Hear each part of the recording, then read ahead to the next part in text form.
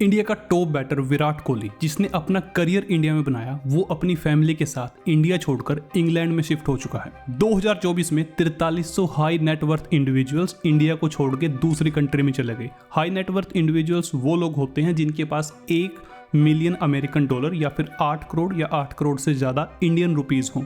2023 में तो ये नंबर 5100 था। 2024 में 2,06,378 लोगों ने अपनी इंडियन सिटीजनशिप छोड़ दी। 2023 में 2,16,219 और 2022 में तो ये नंबर 2,25,600 था। ये वो लोग हैं जो स्टडी वीज़ा पर, वर्क वीज़ा पर बाहर की कंट्री जाते हैं, वहाँ काम करते हैं, अपनी स्टडी करते हैं और फिर वहीं रह जाते हैं, इंडिया वापस नहीं आते। कारण बहुत सिंपल है, वहाँ की टॉप यूनिवर्सिटीज़, वहाँ का better infrastructure, work life balance, quality of life, better law and order, जो सब इंडिया में नहीं मिल पाता। इस वीडियो में 2 मेन बातें डिस्कस करेंगे। पहली, वो कौन से ऐसे कारण हैं जो एक व्यक्ति को मजबूर करते हैं कि वो इंडिया छोड़ के बाहर चला जाए, और दूसरा, वो ऐसे कौन से कारण हैं कि जब कोई व्यक्ति बाहर चला जाता है तो वो वहीं क्यों रह जाता है और वापस इंडिया नहीं आता। अपने यहाँ एक बार गवर्नमेंट स्कूल की हालत देखो। अगर किसी की मजबूरी नहीं है तो वो चाहेगा ही नहीं कि अपने बच्चों को गवर्नमेंट स्कूल में पढ़ाए। अब बात प्राइवेट स्कूल की करो, इतनी महंगी फीस हो चुकी है कि एक मिडिल क्लास फैमिली के लिए अपने बच्चों को प्राइवेट स्कूल में पढ़ाना बहुत मुश्किल हो चुका है। वैसे तो अपने इंडिया में बहुत सारे कॉलेज, बहुत सारी यूनिवर्सिटीज हैं, बस कुछ टॉप को छोड़ के बाकी की क्वालिटी कोई खास अच्छी नहीं है। मतलब उनका होना या ना होना एक ही बात है। उनमें स्टडी ढंग से नहीं होती, सिलेबस आउटडेटेड है और एक जॉब के लिए जो रिक्वायर्ड स्किल होनी चाहिए वो उनमें सिखाई ही नहीं जाती। अपने यहाँ इंडिया में एक बार बेरोजगारी की हालत देखो। राजस्थान में 53,749 गवर्नमेंट पीएन की वैकेंसी निकली और इन वैकेंसी पर 24,76,000 लोगों ने अप्लाई किया। इन अप्लाई करने वालों में पीएचडी, लॉ ग्रेजुएट और एमबीए स्टूडेंट भी शामिल थे। मतलब इतने हाई क्वालिफाइड लोग पीएन की जॉब के लिए अप्लाई कर रहे हैं, तो जिन्होंने नॉर्मल स्टडी की है किसी नॉर्मल से कॉलेज से, उनका तो कहीं स्कोप ही नहीं। गवर्नमेंट जॉब छोड़िए, प्राइवेट जॉब में इतना कंपटीशन है कि जॉब मिल ही नहीं पाती, और अगर मिल जाए तो सैलरी कोई अच्छी नहीं। यहाँ पर डॉक्टर और इंजीनियर को छोड़ के हाई पे रेट जॉब अवेलेबल ही नहीं है। यहाँ कंपनी भी इसका फायदा उठाती है। उन्हें पता है कि एक पोस्ट पर लगने वाले बहुत ज़्यादा लोग हैं, तो फिर इतनी सैलरी देनी ही क्यों। जो काम करते हैं उनसे एक्स्ट्रा टाइम काम कराया जाता है बिना पैसे दिए। संडे को बुलाया जाता है। आपने सुना होगा ना कि एक वीक में 70 घंटे काम करो, संडे को भी काम करो, घर पे आपको वैसे करना ही क्या है। इंडिया में वर्क लाइफ बैलेंस नाम की चीज ही नहीं है। और इतने कंपटीशन में अगर कोई अच्छी नौकरी लग भी जाए तो पहले इनकम टैक्स, उस इनकम टैक्स देने के बाद जो पैसा बच गया उस पर कुछ खरीदने जाओ 18%, 28% तक जीएसटी। मतलब कि 1 लाख रुपए का अगर आप कुछ लेने जाओगे तो उसमें से 28,000 सिर्फ गवर्नमेंट ले जाएगी टैक्स की फॉर्म में। और कहीं इन्वेस्ट करने जाओ तब टैक्स, उस इन्वेस्टमेंट को बेचने जाओ तब टैक्स, इन्वेस्टमेंट में कुछ प्रॉफिट हुआ उस पे टैक्स। और इन टैक्स के बदले मिलता क्या है? टूटे फूटे रोड, अनप्लान्ड सिटीज, जहां देखो वहां गंदगी, ऐसे पब्लिक ट्रांसपोर्ट जिसमें सफर करने को मन न करे, पोल्यूटेड सिटीज। वर्ल्ड की टॉप 10 मोस्ट पोल्यूटेड सिटीज में 9 सिटी इंडिया की हैं।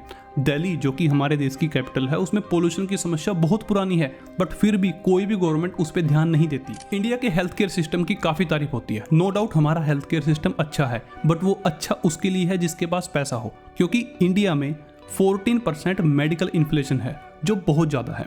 आप एम्स और पीजीआई को छोड़ के किसी गवर्नमेंट हॉस्पिटल की हालत देख लो, वो इतनी अच्छी है ही नहीं कि वहां जाके ट्रीटमेंट हो सके। ट्रीटमेंट छोड़िए, डॉक्टर से मिलने के लिए कई घंटे तक वेट करना पड़ सकता है। और इन सब चीजों से तंग आकर अगर कोई बाहर जाए तो ऐसा नहीं है कि वहां हर चीज थाली में सजाकर मिलेगी। बहुत ज्यादा स्ट्रगल है। महंगी फीस, रहने के लिए अपना घर ढूंढना, फैमिली से दूर रहना और स्टडी के साथ साथ पार्ट टाइम जॉब करना, ये सब वहाँ नॉर्मल बात है जब कोई यहाँ से बाहर जाता है। लेकिन क्योंकि वहाँ की यूनिवर्सिटीज टॉप क्लास हैं, तो एक स्टूडेंट जो सच में चाहता है पढ़ाई करना, स्टडी करना, वो यूनिवर्सिटीज, वो कॉलेजेस उसके लिए हमेशा प्रायोरिटी पर रहेंगे। अगर कोई अपनी फैमिली के साथ बाहर जाए या फिर अपनी फैमिली बाहर शुरू करे तो उसको इस बात की टेंशन नहीं है कि उसके बच्चे कहाँ पढ़ेंगे, क्योंकि स्कूलिंग वहाँ पर फ्री है। आप जर्मनी में देखो, schooling free, higher education free, वो भी टॉप क्लास यूनिवर्सिटीज में। वहां पर जॉब के ऑप्शन ज्यादा है, सैलरी ज्यादा है। उन कंट्रीज को भी स्किल्ड वर्कफोर्स की जरूरत है, तो इससे परमानेंट रेजिडेंसी भी आसानी से मिल जाती है अगर कुछ टाइम तक वहां व्यक्ति काम कर ले। मतलब इस बात की टेंशन भी नहीं है कि अगर वहां स्ट्रगल किया, वहां जॉब की, वहां स्टडी की, तो तो उसको फिर से इंडिया आना पड़े। अगर वहाँ किसी की जॉब चली जाए तो गवर्नमेंट उसको अनएम्प्लॉयमेंट बेनिफिट देती है। वैसे हमारे यहाँ भी बेरोजगारी भत्ता मिलता है, लेकिन 1500-2000 रुपये, जिसमें कुछ नहीं होता। फैमिली बेनिफिट्स वहाँ मिलते हैं। ओल्ड एज वालों का ख्याल गवर्नमेंट रखती है, मतलब जवानी भी सिक्योर और बुढ़ापा भी। वहाँ पे बेस्ट हेल्थ केयर सिस्टम है। हो सकता है कुछ वेटिंग टाइम हो, लेकिन क्वालिटी से कोई कॉम्प्रोमाइज नहीं। और कुछ कंट्री में तो हेल्थ केयर बिल्कुल फ्री है, जैसे कि कनाडा। अब हमारे यहाँ भी हेल्थ केयर सिस्टम फ्री है, बट गवर्नमेंट हॉस्पिटल की हालत आपको पता है। वेस्ट में वर्क लाइफ बैलेंस को बहुत प्रायोरिटी दी जाती है। ऑफिस आवर्स के बाद काम करने को नहीं बोला जाता, ऑफिस आवर्स के बाद कॉल नहीं की जाती, और अगर किसी से वीकेंड पे काम करने को बोला भी जाए तो उसके लिए एक्स्ट्रा पैसे दिए जाते हैं। बेटर लीव पॉलिसी, इवन कोई टॉक्सिक वर्क कल्चर नहीं। वहाँ पे clean environment, clean road, better public transport, even पैदल चलने वालों की भी रिस्पेक्ट, कोई करप्शन नहीं। गवर्नमेंट बहुत जल्दी रूल चेंज नहीं करती जिससे एक व्यक्ति अपनी लॉन्ग टर्म प्लानिंग कर सके। नो डाउट टैक्स वहाँ भी है, बट वहाँ की सरकार उस टैक्स के बदले उनके नागरिकों को बहुत कुछ देती है जो हमारे यहाँ नहीं मिलता। तो फिर ऐसे में कौन ही वापस आना चाहेगा। इवन आपने देखा होगा कि लोग यहाँ से अब्रॉड जाते हैं, वहाँ स्टडी करते हैं, जॉब करते हैं और अपनी फैमिलीज को यहाँ से वहाँ बुला लेते हैं। अब जो व्यक्ति वापस आ जाता है या फिर वहाँ रहते हुए शिकायत करता है, उनमें कुछ बातें आपको बिल्कुल कॉमन मिलेगी, जैसे यहाँ से बिना प्लानिंग के जाना, कोई ऐसे ही नॉन रेलिवेंट कोर्स ले लेना कि बस मुझे बाहर जाना है, वहाँ की जो लो लेवल की यूनिवर्सिटीज़ हैं, कॉलेज हैं, उनमें एडमिशन ले लेना, जिसके बाद जॉब मिलने में मुश्किल होती है। और जब जॉब नहीं मिलती तो वही लोग कहते हैं कि यहाँ तो जॉब्स नहीं है। अब कुछ लोग शॉर्टकट ट्राई करते हैं, यहाँ से टूरिस्ट वीज़ा पर बाहर जाते हैं, उस टूरिस्ट वीज़ा को वर्क वीज़ा में कन्वर्ट कराते हैं और फिर low paying job and hard working job में काम करते हैं। और फिर वही लोग बोलते हैं कि यहाँ तो पैसा नहीं है। वेस्ट में रेफरेंस के बेस पर जॉब जल्दी लगती है।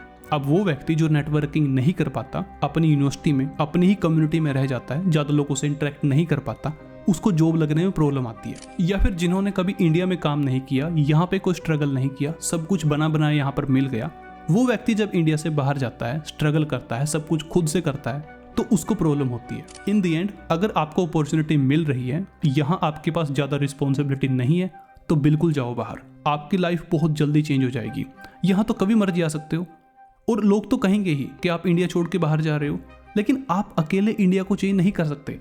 आपका काम है खुद को ग्रो करना, खुद की फैमिली की केयर करना, नई नई स्किल सीखना, नए टॉपिक्स डिस्कवर करना। जैसे इस टाइम आर्टिफिशियल इंटेलिजेंस बहुत ज़्यादा पॉपुलर है, तो आप एआई को सीख सकते हो। इवन मैंने इस पर एक वीडियो बनाई थी कि एआई किस तरह से लोगों की जॉब्स ले रहा है, मैंने यहाँ वीडियो दी है, आप जाके देख सकते हो। मैं आपसे वहीं मिलूंगा, तब तक के लिए नमस्कार। और वीडियो अच्छा लगा हो तो लाइक कर सकते हो। जय हिंद।